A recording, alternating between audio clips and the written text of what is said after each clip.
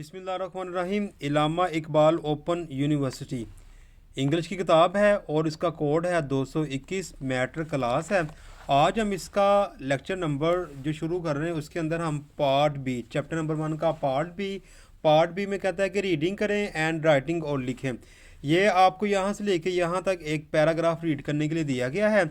इस पैराग्राफ को आपने रीड करना है। रीड करने के बाद मैं आपको बताता हूँ कि इस पैराग्राफ के अंदर बताया गया है कि आप एक ग्लोसरी स्टोर के अंदर है या फिर मेडिकल स्टोर के अंदर है या फिर कैसे ऐसे एक मॉल के अंदर है। वहाँ पे आपको नज़र आता है कि हर चीज़ तरतीब से लगी होती है और आप आसानी के साथ ना हर चीज़ तक पहुँच पाते हैं। मतलब कि अगर ए के नाम से चीज़ें शुरू होती हैं तो वो ए वाले रैक पे रखी होती हैं और अगर बी से शुरू होती हैं चीज़ें तो वो बी वाले रैक पे रखी होती हैं। जब आप इसको यहाँ से लेके यहाँ तक रीड करते हैं, रीड करने के बाद आपको एक्सरसाइज नंबर 14 दी होती है। वो लिखता है कि look at this picture of a super store. ये सुपर स्टोर की एक पिक्चर है, किताब पे सी नज़र नहीं आ रही कि तो इसको आपने देखना है। इट हैज़ डिफरेंट शेल्फ्स, यहाँ पे बहुत से शेल्फ्स आपको नज़र आएंगे। And there are various item of daily use, तो यहाँ पे कुछ एटम्स रखी हुई हैं जो कि रोज़ाना इस्तेमाल होती हैं। प्लेस्ड ऑन देम, इसी जगह के ऊपर। लुक एट, इसको गौर से देखें। The picture very carefully and notice the items on the shelves. आपने पिक्चर को गौर से देखना है और आपने बताना है कि जो एटम पड़ी हुई हैं शेल्फ्स के ऊपर। Can you make a list of this item, और आप उसको नोट करें कि जो चीज़ें शेल्फ के ऊपर पड़ी हुई हैं और उनकी एक लिस्ट तैयार करें। अब ये जो है ना, इस तरह काम एग्ज़ाम में नहीं आता, सिर्फ़ और सिर्फ आपको 14 को गाइड करने के लिए था कि आप खुद से कोई भी लिस्ट तैयार कर सकते हैं। जैसे कि आप कह सकते हैं कि नंबर ए के ऊपर ना ए से नाम होने वाली चीज़ें पड़ी हुई हैं, जैसे कि अनानास हो गया, जैसे कि एप्पल हो गया। इस तरह के चीज़ें आपने लिख दी जानी है। और बी से नाम से जो शुरू होगी बी की लिख दी जानी है, जैसे कि बनाना हो गया, बनास्पति हो गया। इस तरह चीज़ें आप लिखते जाएं। तो ये आपने एक लिस्ट तैयार कर लेनी है। हम आते हैं आगे मज़ीद। इसको भी रीड करना है आपने, इसको भी रीड करना है। रीड करने के बाद हम हल करते हैं नंबर 15 वाली एक्सरसाइज। नंबर 15 वाली एक्सरसाइज के अंदर वो कहता है कि where would you find which atoms.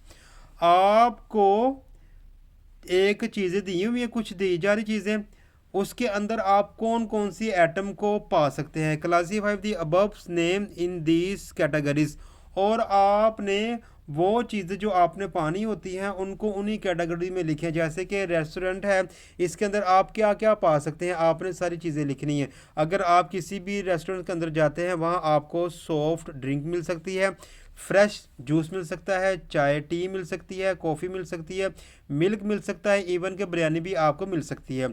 अगर मैं बात करूँ कॉस्मेटिक की शॉप है तो वहाँ आपको क्या मिल सकता है, लिप स्टिक मिल सकती है, लिप ग्लॉस मिल सकता है, लिप बॉल मिल सकता है, फाउंडेशन मिल सकती है, उसके अलावा कॉन्सेल मिल सकती है और ब्लश ऑन भी आपको मिल सकता है।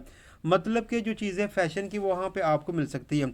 अगर आप किसी ज्वेलर्स के पास जाते हैं वहाँ आपको क्या मिल सकता है, वहाँ आपको रिंग्स मिल सकती हैं, फिर उसके बाद चेन्स मिल सकती हैं, नेकलेस मिल सकता है, हॉप्स मिल सकती हैं, एयर रिंग्स मिल सकती हैं, आपको वॉलेट भी मिल सकता है। इसी तरीके से लेदर शॉप में अगर आप विज़िट करते हैं तो वहाँ आपको क्या मिल सकता है, वहाँ आपको पर्स मिल सकते हैं, बैग्स मिल सकते हैं, वॉलेट मिल सकता है, बूट्स मिल सकते हैं, बेल्ट मिल सकता है, इवन के ग्लव्स भी आपको वहाँ से मिल सकते हैं। अगर आप शू शॉप जाते हैं, उसका आप विज़िट करते हैं तो वहाँ आप क्या पाते हैं, वहाँ आप स्नेकर मिल सकते हैं, हील्स शूज़ मिल सकते हैं, सैंडल्स मिल सकते हैं, उसके बाद हिकिंग शूज़ मिल सकते हैं, सॉक्स मिल सकती है, इवन के पॉलिश भी आपको वहीं से मिल जाएगी।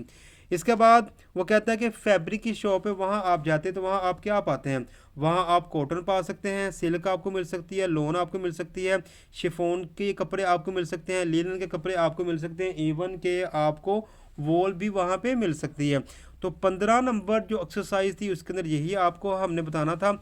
नीचे वो कहता है कि रीड दी टेक्स्ट। एक ना पैराग्राफ दिया हुआ है, वो किसके नाम का है, तोबा के नाम का है कि आई एम तोबा, मैं तोबा हूँ। I am getting married on 20 of next month, मेरी जो शादी है ना वो 20 तारीख की होनी है अगले मंथ की। I need to buy a few things, मैंने कुछ चीज़ें खरीदनी है। That will help my me start off my married, जो जिसकी वजह से मेरी शादी अच्छे से गुजर सके। Life but at the same time I am against the tradition of giving जहेज़। लेकिन जो चीज़ें मेरी ज़िंदगी में मुझे मिलने लगी है ना, मैं असल में ना वो जहेज़ है, लेकिन मैं जहेज़ के ख़िलाफ़ भी हूँ। So I have asked my parents no to spend a lot of money on buying things for me. तो मैंने अपने वालदेन से कहा कि वो मेरे लिए इतनी चीज़ें ना खरीदें कि वो उनका पैसा फजूल में ज़ाया जाए, कि बहुत ज़्यादा चीज़ें हो जाए। I have decided to buy only 5 nice.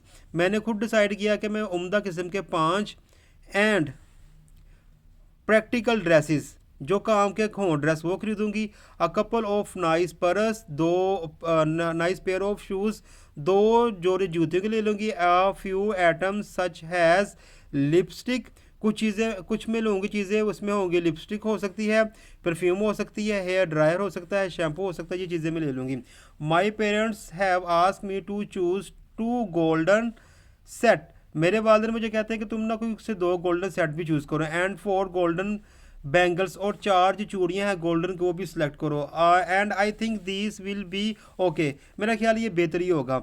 I also need to buy a matters of quilt, a pair of bed sheets and some pillow covers and a couple of warm blankets।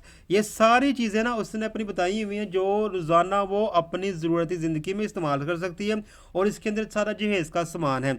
जैसे आप इसको read करने के बाद वो कहता है 16 exercise में कि which shop do you think Tooba needs to go to in order to buy the items she has listened.